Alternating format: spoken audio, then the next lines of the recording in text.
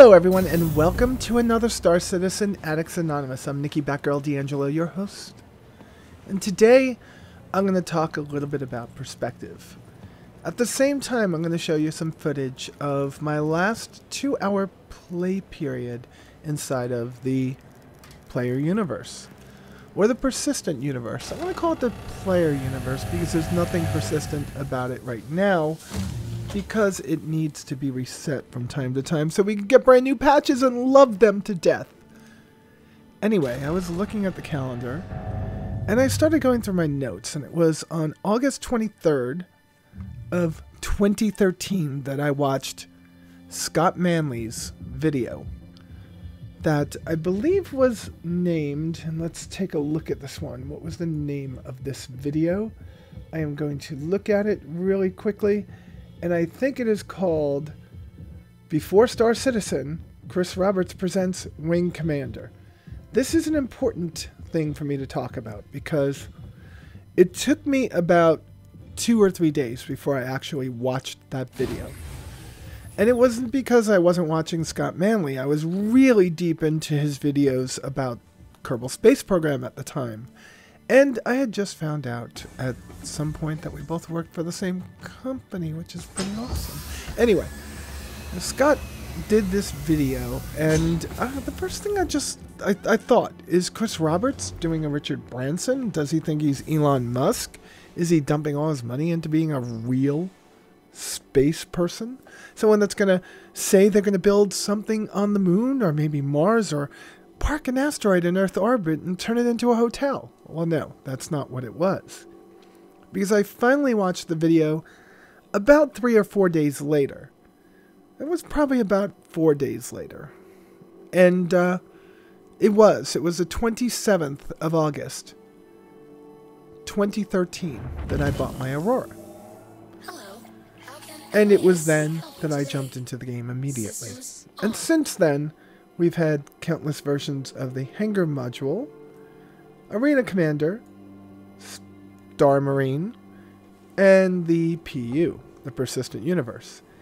And yes, I go through my periods of absolute hysteria, falling apart, tearing the heads off of the friends I've made in the past 5 years. Yes, it's been 5 years, because it's hard to support a game you know that's going to come out, but is taking forever.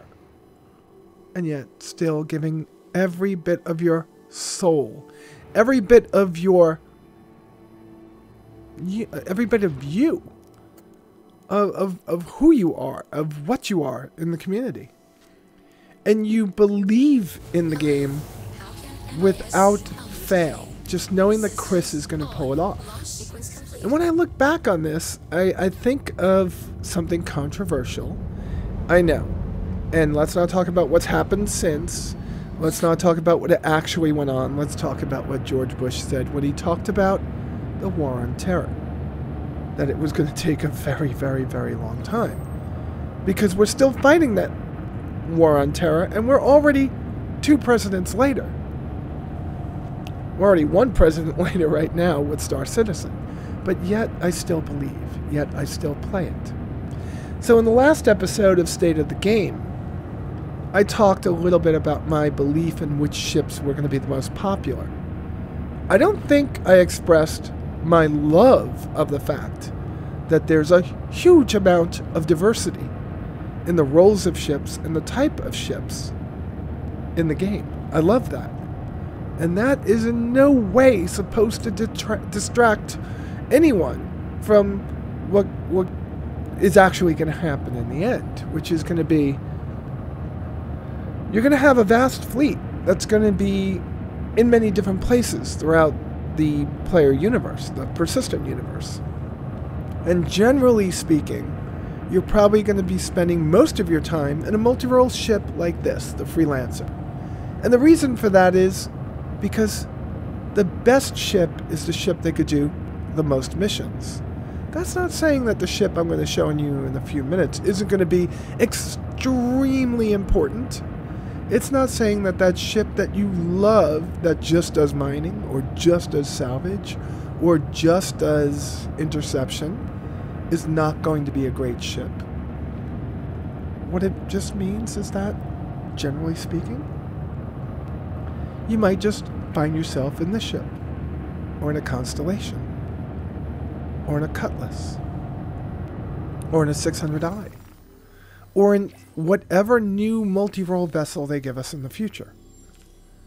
And that's important, because I think it's good that some ships could be a jack of all trades, and yet still not a master of one. And now I'm stealing that line. Please bear with me. And I know that it is great to have that ship that is the master of one, but may not be able to do anything else. But the game is going to give us something that's truly going to let us be who we want to be, how we want to be, where we want to be, when we want to be in the game. I think that's great. But still, I think multi-role vessels are going to be the most popular flying vessels. Not the best vessels. Okay, let's get that straight.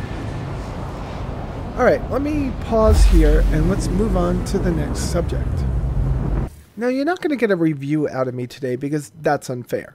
The game's not out, the ships aren't balanced, and the systems are not done. Although 3.2 is amazing because Item System 2.0 is fleshed out even more so.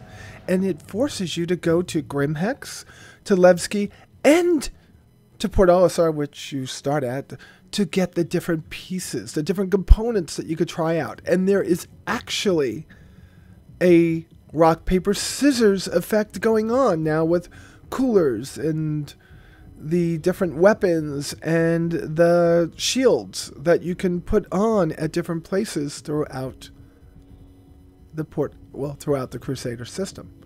So what we're doing right now is we're looking at the Aegis Dynamics Eclipse. It's kind of dark outside. I got a space on the wrong side of Port Olisar, but still, you get those sleek lines and finally a stealth ship that's done right.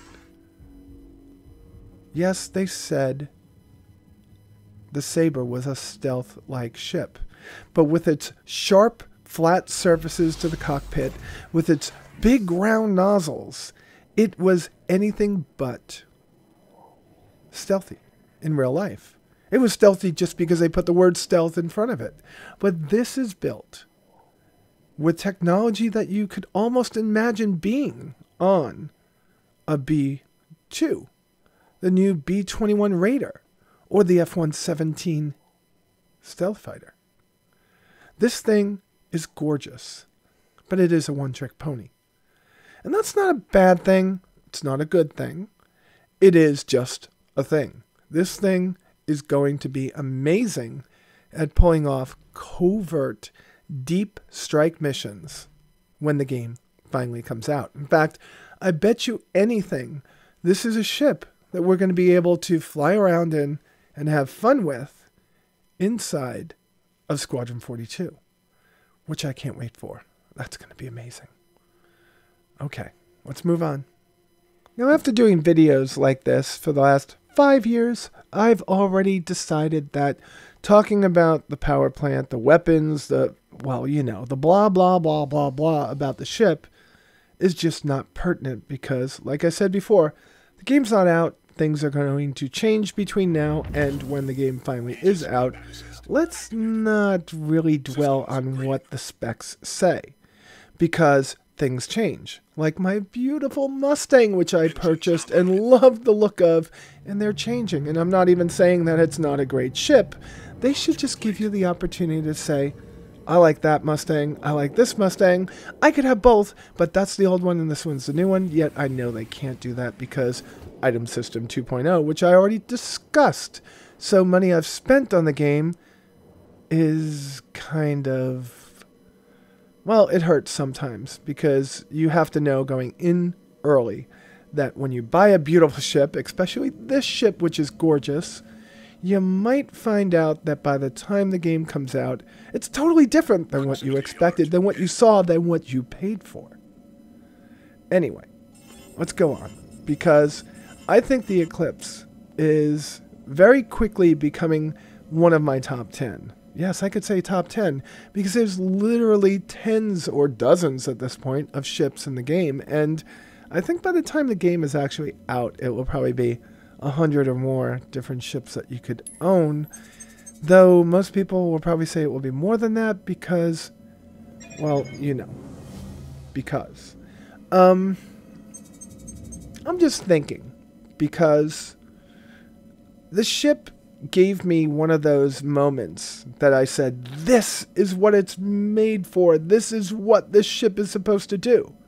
And this is where that moment comes in. So if you've been playing the game, this is not one of those moments that you're going to see that you might not have experienced yourself. I was in the middle of a huge jump in quantum space, or a quantum jump, and I got pulled out. And when you get pulled out, that means there's something that pulled you out of space, which means you gotta go and see what that is. Well, I didn't. I decided I'm just gonna push the button again and go off on my merry way. And of course, when you don't go and check what pulled you out of space, it goes and pulls you out of space again. Great mechanic, I like it.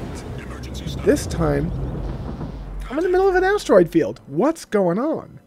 And honestly, you know it's going to be a caterpillar. So I'm thinking, here I am. I'm in the ship made for this. It's a big ship. I've got these huge torpedoes. And I am going to use this ship for what it's made for, taking out medium and not so large ships. A squadron could probably take out a large ship. Maybe a wing. No, a squadron. Well, we'll have to see what that's like once the game is fully out. But I launched my 2 torpedoes. Here they go. They're tremendous. They're huge. They've got to pack a big punch. And what was that? Flew in circles and nothing. Look at the shields come back up on that caterpillar. Whatever that caterpillar is made of, I want. Because there's no reason that caterpillar should have been able to handle that one. So I figured, you know what? Let's just launch another one. There goes my torpedo flying around, and it took down its shields, but it didn't take it out. So here I am thinking, at this point, I'm about ready to do a video about this ship. This ship is gorgeous. It packs a wallop of a punch. It's gonna kill any of those medium ships out there, especially with these 2 tremendously large, huge, cylindrical objects called torpedoes that are going to take out the ship.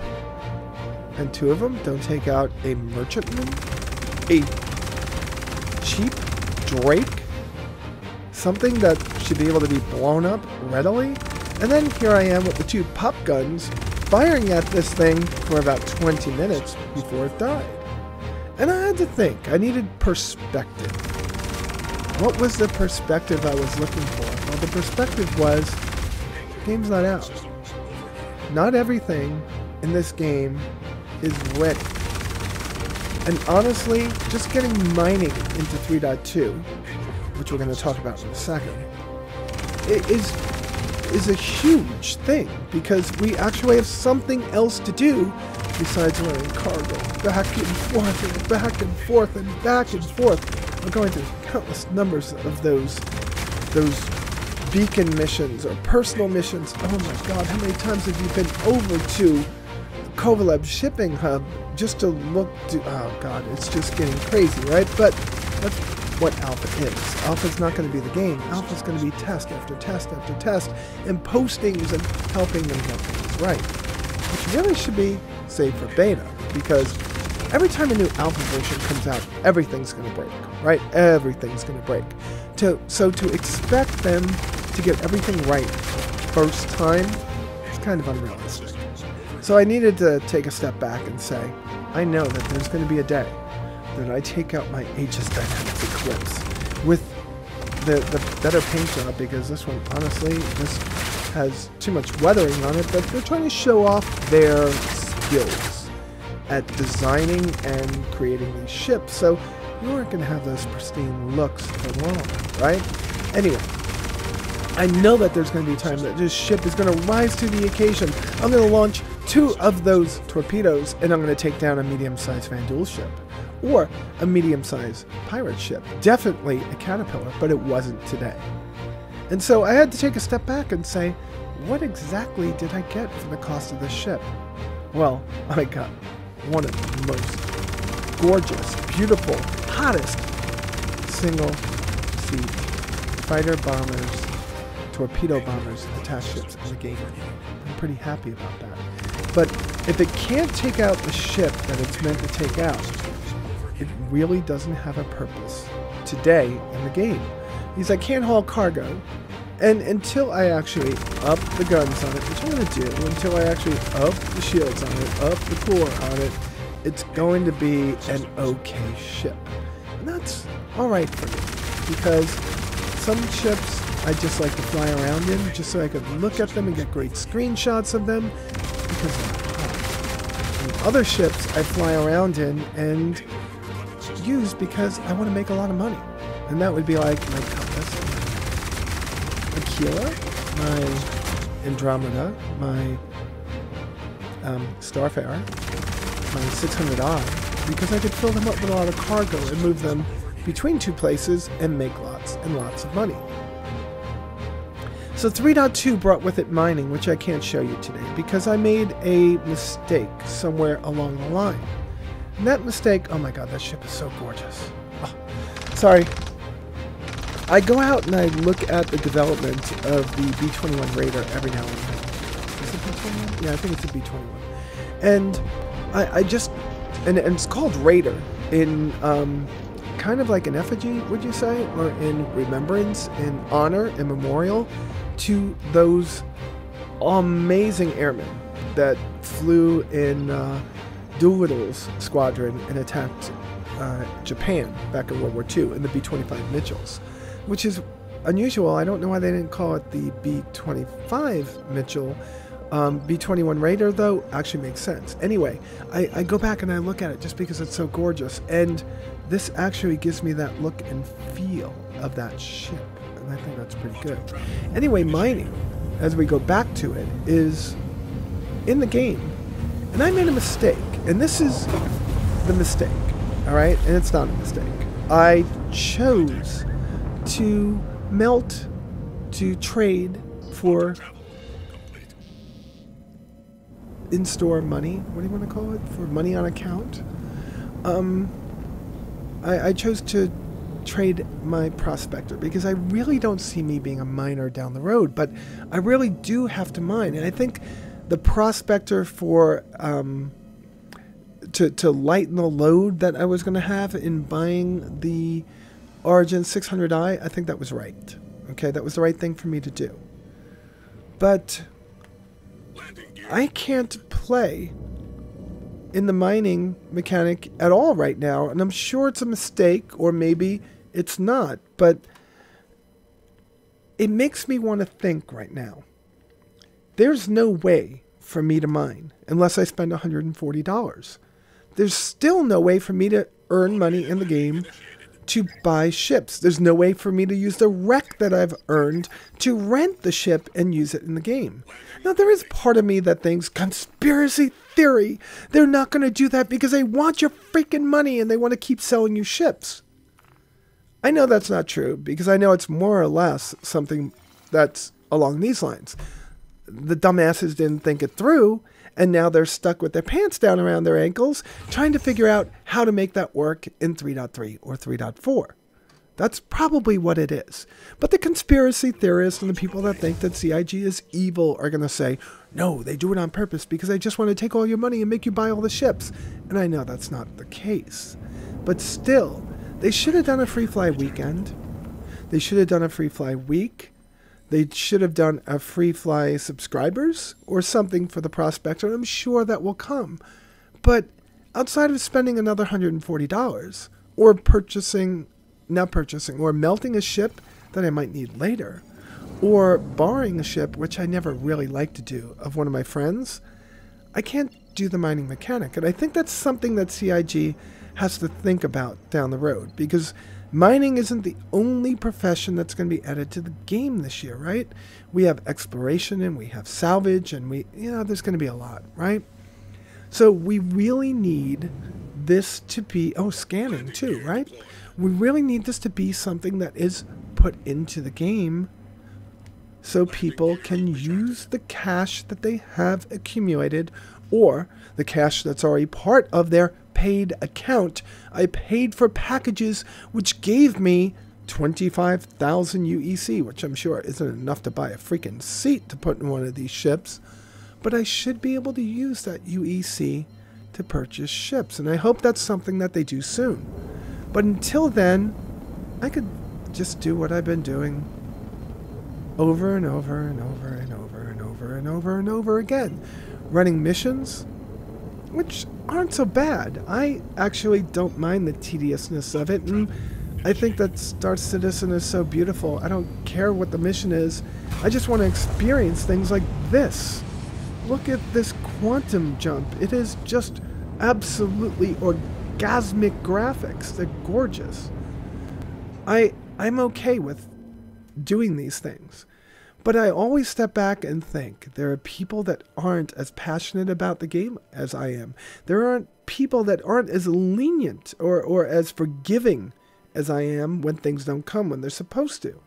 And I think for those people, there should be some kind of a consolation, some kind of a grab, some kind of a wow, where they could actually get in the game, try out the new services, try out the new services. That just doesn't sound right, but there are new services, aren't there? Anyway, try out the new mechanics in the game and make it work, right?